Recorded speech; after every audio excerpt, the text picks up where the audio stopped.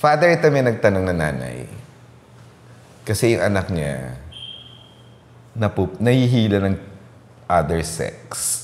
Religious sex. Huwag na natin name. Kasi sikat yung church manghatak. Ano magagawa niya? May kailangan bang gawin yung nanay? To bring her back to... Ilan taon yung anak? Adult na rin, mga college. Okay. Sabi ng anak daw, nag-e-enjoy siya kasi buhay na buhay yung... Correct. Ano ba tawag nila? Mass din ba? Celebration. Oh, I feel God. Phrasing. Ganun. Feel ko ang Diyos. Oo. Yeah. Magandang tanong yan kasi I think ang una dapat nagtanong hindi yung nanay, kami mga pare. Ang Katoliko. Kasi bakit nga yung aming paraan ng celebration hindi celebrative? Tapos ba't di namin kilala ang aming mga parokyano? So somehow, ginagamit na ng Diyos yan, sa tingin ko na magising-gising yung dapat meron siyang pagsisilbing mas mahusay. Kasi nakikita niya, hindi lang hinahanap ng tao ang Diyos sa kaisipan, sa sermon, sa pakiramdam. Hinahanap rin ng tao kung nalalapit siya sa Diyos. Sa Diyos lalo. At damdam niya na may Panginoon, di ba? At madalas naman po yan, hindi lang yan sa magandang awit, sa praising, pero sa relasyon, ang tawag nga dyan sa mga grupong yan, madalas, fellowship po. Kasi masaya, fellow. Pero intindihin po natin kung saan galing itong nanay ito. Nanay ito, nanggaling sa traditional Catholicism na ang tawag natin ay sacramentalizing. Parang lahat naman kami mga pare, madalas, dito sa kamay nila ang lalo na, inaantay mo dumating ang mga tao. No? Kasi yung mga taon to, dumadagsa naman eh. Of course. Puno ang simbahan, di ba? Sorry to say, maganda rin naman ang kolekta. Dumulalaman din eh. Diba? Marami So, ganun. So, kung ang kaming mga pare, nauuwi lang sa mag-prepare ng magandang homily, ayusin ang simbahan, gawing magandang acoustics, lagyan ng aircon. The physical of it all. Pero yung, hindi, celebrative lang eh. Doon lang sa loob ng sacramentalizing. Okay. What about the rest? I mean, the rest means the rest of the week. Hindi naman linggo mahalaga lang eh. There is Monday to Saturday, no? Sabihin lang natin, free day ang Monday mo kasi pagod na pagod ka. Pero ano ginagawa ka namin kami mga pa? I'm sorry po, hindi pa ako naging kura paro ko Pero therefore, you can blame me on this. Pero parang andali kong sabihin. Pero sabihin ko sa inyo, if and when it would be given to me, I will not be simply a Sunday priest. A Sunday priest. Okay, so magandang tanong yun sa amin. Maganda pong tanongin yan sa amin na kami po ba'y Sunday priest lang? O talagang nagde-dedicate kami kamukha ng Cure of Ars na patron namin si Saint John Maria Vianney. Talagang binuhos niya ang kanyang oras. Nauwi nga siya sa kumpisalan araw-araw Almost 16 days. 16 hours a day. Wow. Pero mas mahalaga po dito ay na sabi nga ni Pope Francis, sa maraming sekta,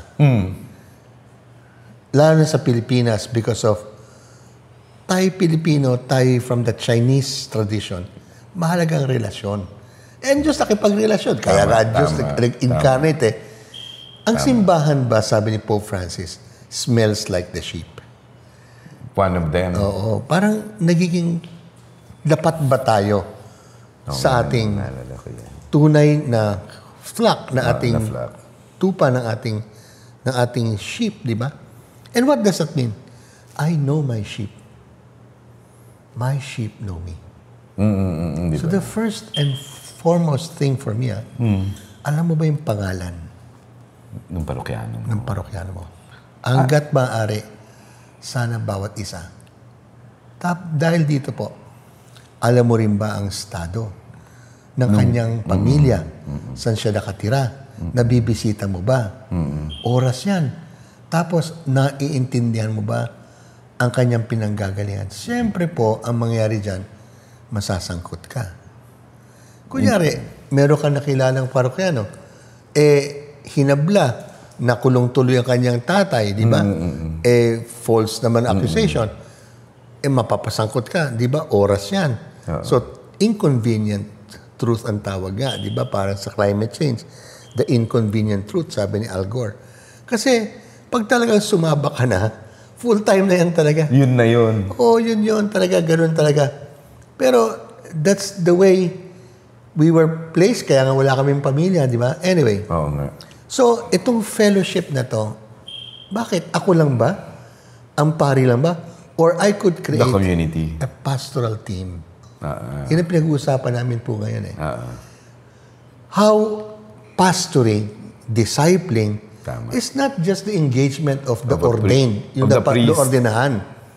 Lahat po tayo pare, may common priesthood tayo dahil sa binyagan. Kaya nga may prex, di ba? So, dito sa parish renewal na to, naengganyo dapat ng pare, kami, na ang mga tao, hindi lang sila nasa parokya kasi lay minister, Eucharistic minister, lector commentator, at lahat tungkol rin sa misa. Alam nyo, isipin nyo lang dentista ka. Di ba? Ang simbahan, meron siyang dental, medical, mission. Oo, meron. Every 2 months, di ba? So, ano gagawin? Yung mga doktor, tatawagin niya, pupunta sa parokya, at doon magiging dentista, ganun. What if itong paring ito, pareho mga doktor, pareho na nagbibigay ng medical dental, what if na-organize niya in their own regard, na sa kanilang private clinic, merong libreng araw, once a month. Na in a week, meron palaging isang dentista, may isang doktor, libre konsulta, libre. Dapat bang gawin sa parokya? O nasa loob siya ng parokya? Hindi lang sa simbahan, Hindi pero lang sa naandun. simbahan. And yet, he's a parishioner. And yet, yung pastoring lumawak.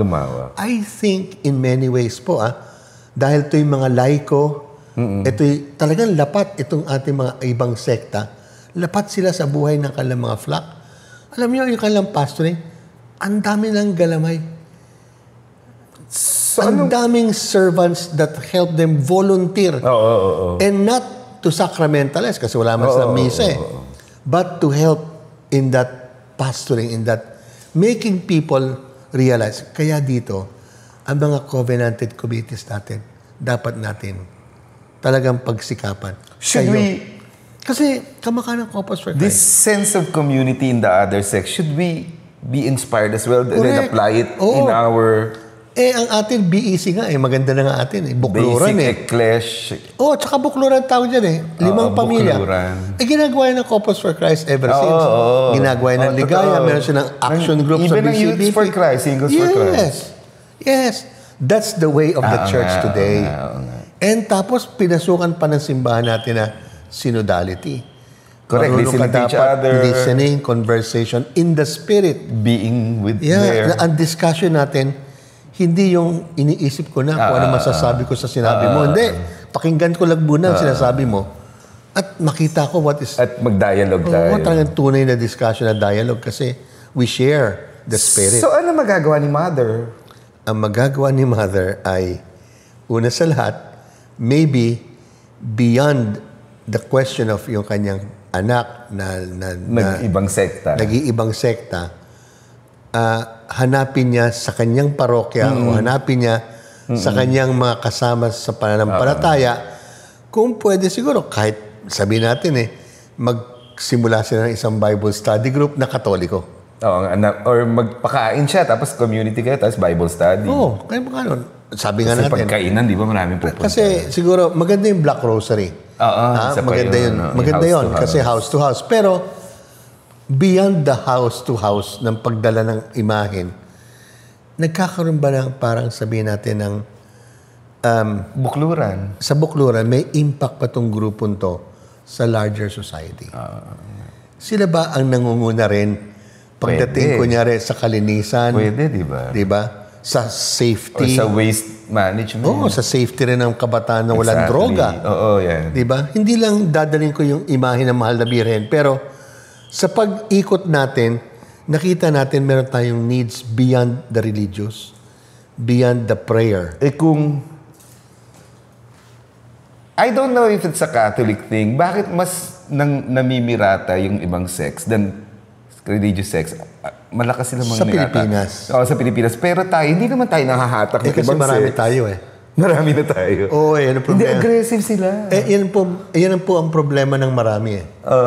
Kasi marami ka naman, di ba? Alam niyo ngayon, ang laki ng problema ng mga private school. Oh. Kasi nawawala ng ng estudyante. Oo. Di nawawala Mahal na kasi. Hindi lang, pero wala estudyante na. Di ba na mamimirata sila ngayon? Ngayon na. Dati hindi eh. So, pag ikaw ay nasa isang majority Catholic country, yan ang nangyari sa Spain, yan ang nangyari sa Italy, yan ang nangyari sa France, they did not disciple. So, nagiging complacent. Sana maintindihan natin yung nangyari sa Western Christianity, wag nating dalhin dito. Kasi meron pang, ang laki pa ng ating pagkakataon Pero, dito. na-discuss naman natin sa episode, from the youth, nagre-research ulit yung Catholicism. Even sa Europe, sa US. Sa kanila nanggagaling. Yes, pero ang tanong ko ulit, sacramentalization lang ba yan? Hanggang sakramento Hindi, they're lang? looking for a constant truth, Yes. something to lean on. That's faith. Pero talagang mas maganda, covenanted communities na very balanced, na merong outreach. Correct. Meron silang talagang ginagabayan na Sinasabayan mo sila sa pangangailangan at buhay nila. at dahil sa bukluran, parang communist cell ang tawag dyan eh. Ano? Communist cell. Oo, correct. Correct. Na dumadami. Correct. Kasi nagiging active, hindi lang ang pastor lang ng pastor. Hindi. Manganganak yung pastoring na yun, tuloy, sa dami na nila, pwede silang gumawa ng 3 pang grupo. Mini communities pa. It could become satellite communities. Nice. Well, actually, ganyan po nangyari sa Maynila eh.